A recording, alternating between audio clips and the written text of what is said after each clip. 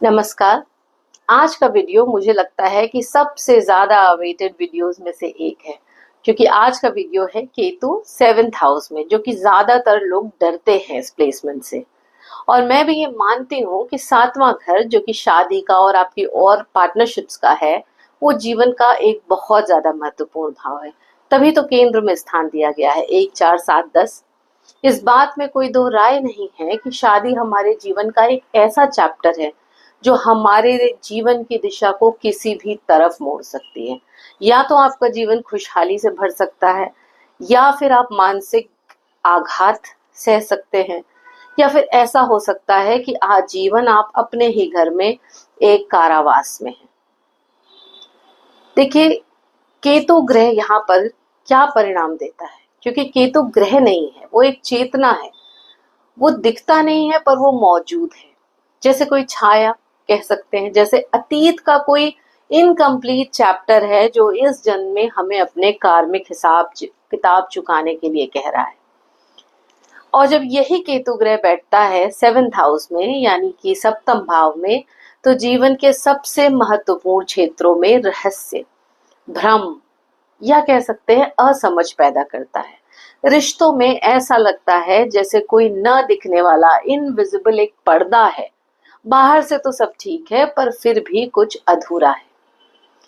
तो आज इस वीडियो में हम थोड़ा गहराई से समझेंगे कि सप्तम भाव का पूरा अर्थ क्या है, केतु के यहाँ पर क्या प्रभाव होते हैं, और फिर हम ये भी देखेंगे कि इससे कैसे निपटे, उपाय देखेंगे, व्यावहारिक मार्गदर्शन भी थोड़ा सा देखेंगे।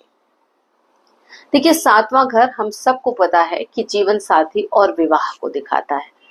जीवन के सबसे निकटतम संबंध की स्थिति यहाँ से देखी जाती है। इसके अलावा आपकी बिजनेस पार्टनरशिप, या कह सकते हैं कि लॉन्ग टर्म एग्रीमेंट्स को भी दिखाता है। आपकी पब्लिक डीलिंग्स, लोगों से फेस टू फेस आप कैसे इंटरेक्ट करते हैं, उसको भी दिखाता है।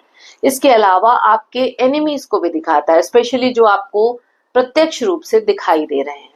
आपकी सेक्सुअल डिजायर्स और आपके फिजिकल यूनियन की क्वालिटी को भी दिखाता है। इसके अलावा लीगल कॉन्ट्रैक्ट्स जो भी आप साइन करते हैं, कंपेनियनशिप जो भी आप करते हैं, उसको भी सातवां भाव दिखाता है। अगर हम शरीर की बात करें तो कमर के नीचे के हिस्से को कुंडली का सातवां भाव, पेल्विक रीजन से नीचे का जो भाव होता है, उसको, रिप्रोडक्टिव ऑर्गन्स को सातवां भाव दिखाता है। तो देखिए, अगर हम बात करें कि केतु का प्रभाव मैरिज और जीवन साथी पर कैसा रहता है, तो ऐसे व्यक्तियों का जिनका केतु सेवेंथ हाउस में है, इनका पार्टनर थोड़ा सीक्रेटिव नेचर का होता है, या फिर ज्यादा एक्सप्रेसिव नहीं होता है। कई बार डिफरेंट बैकग्राउंड का या दूसरे देश का भी हो सकता है, लेकिन ऐसा जरूरी नहीं है, और चीजें भी देखनी पड़ेंगी। यहाँ पर केतु मेंटल और इमोशनल डिस्कनेक्ट लाता है।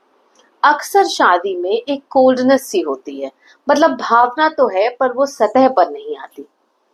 केतु जब सातवें भाव में आता है तो आप कह सकते हैं कि केवल जीवन साथी के संबंध में ही भ्रम नहीं लाता है, बल्कि व्यक्ति के अपने भीतर की जो अपेक्षाएं हैं और अधूरी भावनाएं हैं, उनको भी उभार देता है। व्यक्ति को इस प्लेसमेंट के साथ अक्सर ऐसा महसूस होता है कि जो भी रिश्ता उसके जीवन में है वो पूरा नहीं है, कुछ तो मिसिंग है। क्या मिसिंग है नहीं पता, पर कुछ तो मिसिंग है। बल्कि ये डिससेटिस्फैक्शन जो होता है, ये पार्टनर की कमी की वजह से नहीं, बल्कि खुद के इनर वॉइड जिसको हम कहते हैं, या आंतरिक खालीपन आपके अंदर है, उसकी वजह से होता है, जिससे आप पहचान ही नहीं पाते। कई बार बाहर बाहर से तो रिश्ता एकदम अच्छा दिखता है, परफेक्ट दिखता है, लेकिन मन के अंदर फिर भी एक सटल दूरी बनी रहती है। क्लासिकल टेक्स्ट में ये कहा भी गया है कि केतु इज द कारका of dissatisfaction with the outwardly experience. मतलब चाहे पार्टनर आपका कितना भी अच्छा हो, फिर भी मन में फुलफिलमेंट का अनुभव नहीं होता। आप कहीं ना कहीं अपने मन में एक ऐसे परफेक्ट पार्टनर की कल्पना करते हैं जो हर तरह से आपको समझे, प्रेम दे और बिना कहे हर भावना को पढ़ ले। जबकि रियलिटी में ऐसा पार्टनर नहीं मिलता। तो आप इमोशनल रूप से उससे दूरी बना लेते हैं। ये इल्यूजन है, ये केतु की चाल है। वो व्यक्ति को उस चीज की तलाश में भेजता है जो अस्तित्व में है ही नहीं। इसी वजह से कई बार आपको या जिसका ये प्लेसमेंट है उसको लगता है कि शायद मैंने गलत चुनाव किया, या मेरा असली सोलमेट तो कोई और था। सोलमेट वर्ड तो बहुत फैशन में है आजकल। तो इस प्रकार के विचार जातक को करंट रिश्ते में स्थायित्व देने की जगह मन के अंदर भागने पर मजबूर करते हैं। कभी कभी इंसान जो है वो रिश्तों को लेकर इतना फिलोसॉफिकल, इतना अनरियलिस्टिक हो जाता है कि प्रैक्टिकल एक्सपेक्टेशंस को भूल जाता है। वो अपने पार्टनर से devotion, energy match, soul connect, ये सब चीजें सुनते हैं हम लोग, ऐसी चीजें चाहता है, पर डेली लाइफ में बैलेंस नहीं रख पाता। वो इससे खुद को भी कंफ्यूज करता है और सामने वाले को भी, दूसरे को भी, अपने पार्टनर को। तो देखिए, ये समझना जरूरी है कि केतु का असली उद्देश्य यहाँ पर ये है समझाना कि आप जिसे आदर्श मानते हैं वो एक्चुअली में आपके भ्रम का एक हिस्सा है। क्योंकि सच्चा प्रेम तब शुरू होता है जब आप अपने इल्यूजन को पहले पहचानते हैं। जब आप ये बात स्वीकार कर लेते हैं कि कोई भी इंसान परफेक्ट नहीं होता, कोई भी पार्टनर परफेक्ट नहीं होता, तभी आपका रिश्ता, आप कह सकते हैं कि ग्राउंडिंग और फुलफिलिंग बनेगा। इसके अलावा और कोई रास्ता नहीं है। हर एक बार अपने पार्टनर को बदलने की जगह आप ये सोचें कि पार्टनर बदले अपने आप को, इसकी जगह आप ये सोचें कि अपने अंदर कैसे क्लैरिटी लाएं। आप अपने आप से सवाल करिए कि क्या मुझे रिश्ते में क्या चाहिए, मैं क्या ढूंढ रहा हूं, और जो मैं ढूंढ रहा हूं क्या मैं वो खुद अपने आप को दे पा रहा हूं जो दूसरे से एक्सपेक्ट कर रहा हूं। ठीक है, रिश्ते में फिलॉसफी ढूंढिए, पर प्रैक्टिकल, जमीन से जुड़ी हुई फिलॉसफी होनी चाहिए। अगर हम बात करें बिजनेस पार्टनरशिप्स की और अन्य सामाजिक जो आपके एसोसिएशंस होते हैं, तो केतु पार्टनरशिप्स में यहाँ ट्रांसपेरेंसी नहीं रहने देता। कई बार आपके साथ विश्वासघात हो सकता है, या तो लोग आपको ठीक से समझ नहीं पाते, या आप खुद भी दूसरों से कटे कटे ही रहते हैं, जिससे बिजनेस रिलेशनशिप बहुत स्ट्रांग नहीं बनते, जो बनते हैं वो टूट जाते हैं। इसके अलावा सोशल रिलेशनशिप्स की आप बात करें अगर, इंटरैक्शंस की, तो आपको ये आइसोलेटेड फील करवाता है। लोग कंफ्यूज रहते हैं कि व्यक्ति क्या सोच रहा है।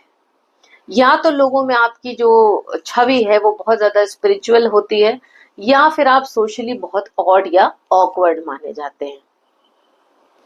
अगर हम बात करें केतु का यहाँ पर जो प्रभाव शरीर पे कैसा पड़ता है 7वें भाव में, तो पेल्विक रीजन मतलब कि कमर के नीचे के हिस्से में, रिप्रोडक्टिव ऑर्गन्स में और जॉइंट्स में आपको तकलीफ हो सकती है।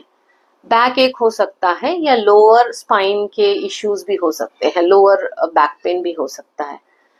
कई बार आपको स्पाइनल कॉर्ड में तेज दर्द हो सकता है, स्टिफनेस हो सकती है, या फिर फ्लेक्सिबिलिटी की प्रॉब्लम भी हो सकती है, कमी हो सकती है फ्लेक्सिबिलिटी की। मतलब पेल्विक अलाइनमेंट आपका बिगड़ सकता है, जिससे चलने फिरने में डिस्कम्फर्ट होगा। फीमेल्स की बात करें तो मेंस्ट्रुअल इरेगुलरिटीज हो सकती हैं, या फिर रिप्रोडक्टिव हेल्थ इश्यूज हो सकते हैं। बोन्स में, हड्डियों में कैल्शियम रिटेंशन की समस्या भी हो सकती है। हड्डियां कमजोर होना, अकड़न हो जाना, या जोड़ों का दर्द भी देखा जाता है।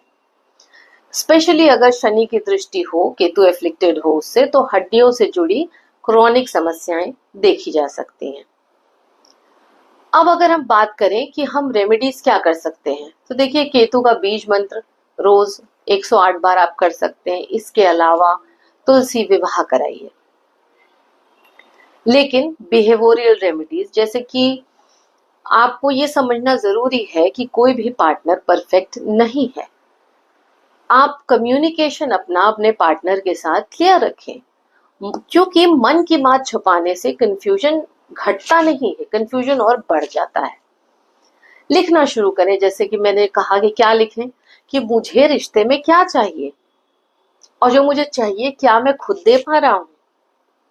इसके अलावा योग आप कर सकते हैं, आसन कर सकते हैं, वो भी आपको स्थिरता प्रदान करेंगे। पार्टनरशिप्स में, स्पेशली बिजनेस पार्टनरशिप्स में, ओरल कॉन्ट्रैक्ट नहीं करें, रिटन एग्रीमेंट करें। बहुत भरोसा ओरली मुंह से कह के चीजों पे आपको नहीं करना चाहिए। तो देखिए, केतु एक ऐसा ग्रह है जो दिखता नहीं है पर महसूस होता है। रोशनी तो नहीं देता है पर अंधेरे में आपको रास्ता दिखाता है। ये चेतना है जिसका संबंध है हमारे पूर्व जन्मों के अधूरे कर्मों से। लेकिन जब ये आता है हमारे 7th हाउस में, तो एक ऐसी स्थिति बन जाती है जिससे लोग अक्सर गलत समझ लेते हैं, या कहिए कि उनको लगता ही ऐसा है। इस प्लेसमेंट के साथ लोग इमोशनल, मेंटल और फिजिकल कष्ट भी भोगते हैं। लेकिन अगर इस योग को समझ लिया जाए तो ये एक स्पिरिचुअल पार्टनरशिप और गहरी समझ का, आप कह सकते हैं, रास्ता बन सकता है। हाँ, मैं ये मानती हूँ कि ये प्लेसमेंट बिल्कुल भी आसान नहीं है। इसमें इल्यूजन्स होते हैं, रिश्ते में डिस्कनेक्ट होता है, और बहुत इंपॉर्टेंट रिश्ते में डिस्कनेक्ट होता है, और व्यक्ति अक्सर एक काल्पनिक परफेक्ट पार्टनर के पीछे भटकता रहता है। लेकिन सही समझ और उपाय के साथ यही केतु 7th हाउस में एक अद्भुत और कार्मिक प्रेम कहानी भी लिख सकता है आपके लिए, जो कि विश्वास, समर्पण और अंतरात्मा के संवाद पर टिकेगी। तो हम कह सकते हैं कि केतु 7th हाउस में रिश्ते सिर्फ संबंध नहीं रह जाते, वो बन जाते हैं एक कार्मिक चक्रव्यूह, जहां मोह तो होता है पर विरक्ति भी, जहां प्रेम तो होता है पर उसमें अधूरापन भी होता है, जब तक कि आप उसका पूरा अर्थ गहराई से न समझ लें। तो अगर आपको अपने रिश्ते में कंफ्यूजन, अलगावपन या फिर डिससेटिस्फैक्शन महसूस होता है, तो कमेंट में जरूर बताइए मुझे कि आप भी क्या अपने लिए एक परफेक्ट पार्टनर की कल्पना करते हैं, उसको ढूंढ रहे हैं, अपने प्रेजेंट रिश्ते में खुश नहीं हैं। तो वीडियो को लाइक करें, शेयर करें और चैनल को सब्सक्राइब जरूर करें। हम अब मिलेंगे नेक्स्ट वीडियो में, जहां हम बात करेंगे केतु इन 8th हाउस, जो कि है मृत्यु और मोक्ष के बीच का राज। तब तक के लिए धन्यवाद, नमस्कार।